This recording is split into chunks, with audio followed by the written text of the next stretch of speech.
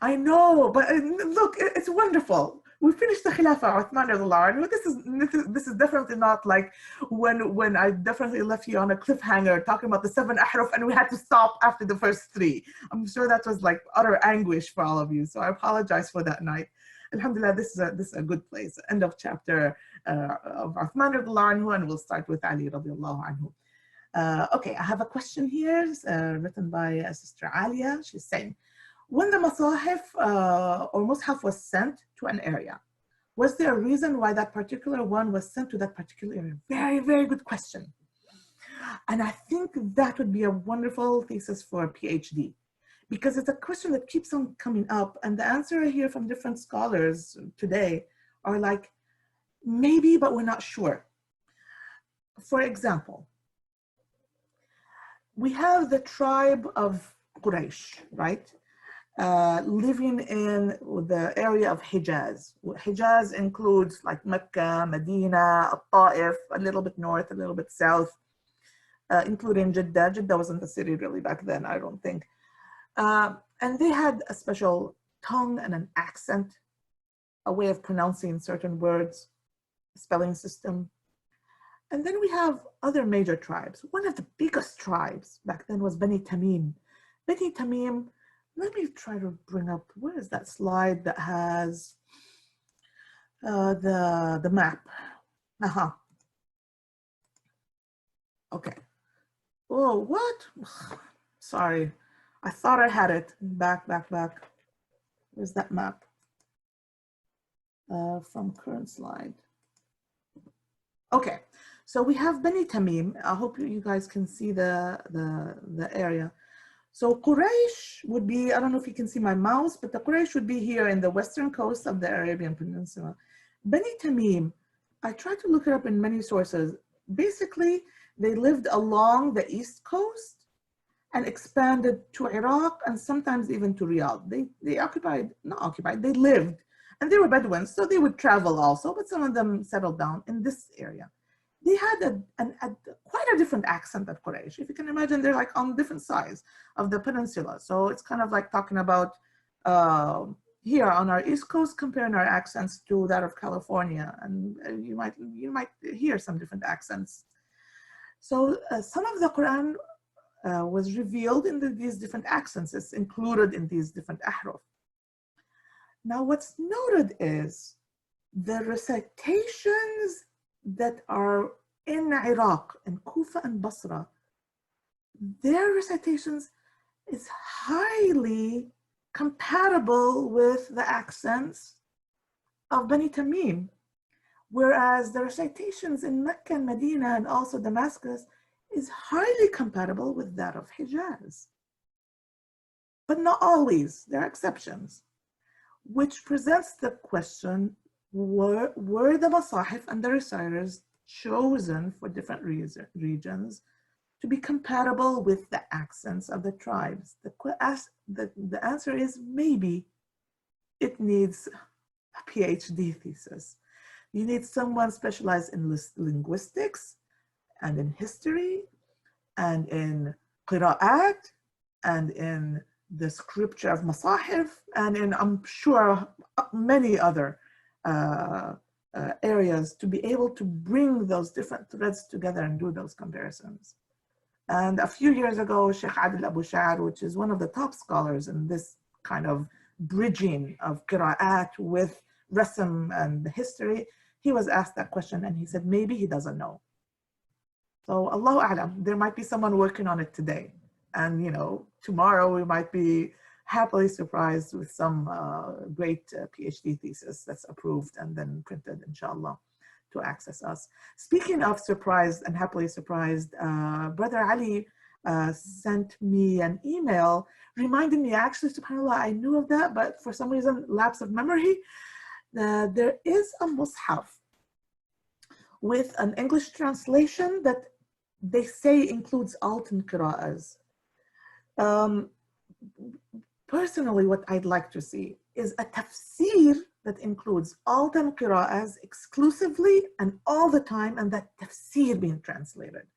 So I haven't seen the Mushaf that's translated into a translation of the Quran that includes qira'at. I haven't seen it, but it does exist. To my knowledge, it's an individual effort, which kind of is saddening because such a project really needs a large committee, at least to supervise it and to guide it. And from what I've read, is an individual effort with the help of one other individual. May Allah bless their effort, but I hope it's the first step in something bigger and something more, inshallah, positive, inshallah. Okay, the blank musahif, I ask you to remind me. Okay, we had mentioned a few lessons ago, or someone had asked, are there any blank musahif that we as students of knowledge can practice with the process done in Medina Munawwara currently, or that the Quran went through at the time of Othman, and then as we go through history, we'll understand the different things that were added to it. So we mentioned, yes, there are like it's very deluxe. These masahif used to be sold for $100. Right now they're about $77 per copy, because it's very high quality paper with really cared for covering and instructions, and really beautiful on the inside actually. That's empty except for very light lines and then the ayah, end of ayah markings. Actually there's a group that started, Brother Wadia, I think he reminded me, I think it started September 2018, if I'm correct. They started by scribing one page a day, and they compared, they would send the pictures of these pages to each other for corrections, because there'd always be a mistake, however much care was taken into scribing it exactly from a copy of a Mushaf. And right now they're in Surah An-Nisa, so they've completed about 3 juz'as. Since then, this group has, mashallah, grown. So they had to divide themselves into subgroups, because you can't have 100 individual people checking 100 different pages. So they divided about 10 subgroups, each group about 10 people. I haven't been following. People kind of go in and out.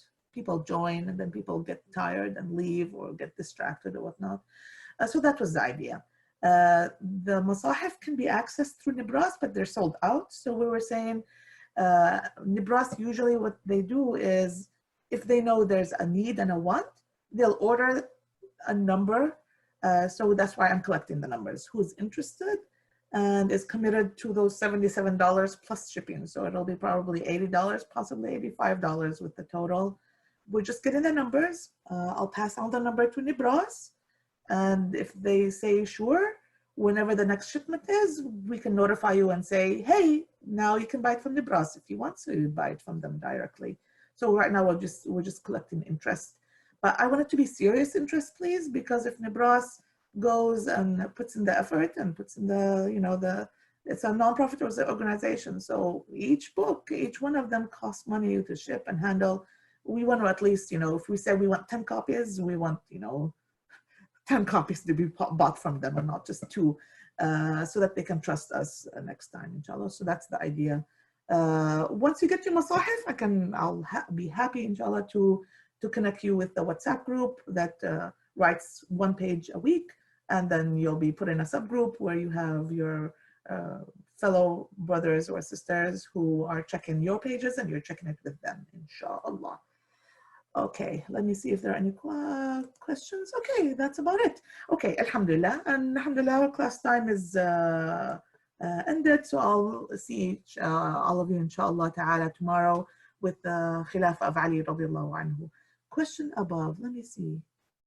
How easy is it to actually write on that limited space?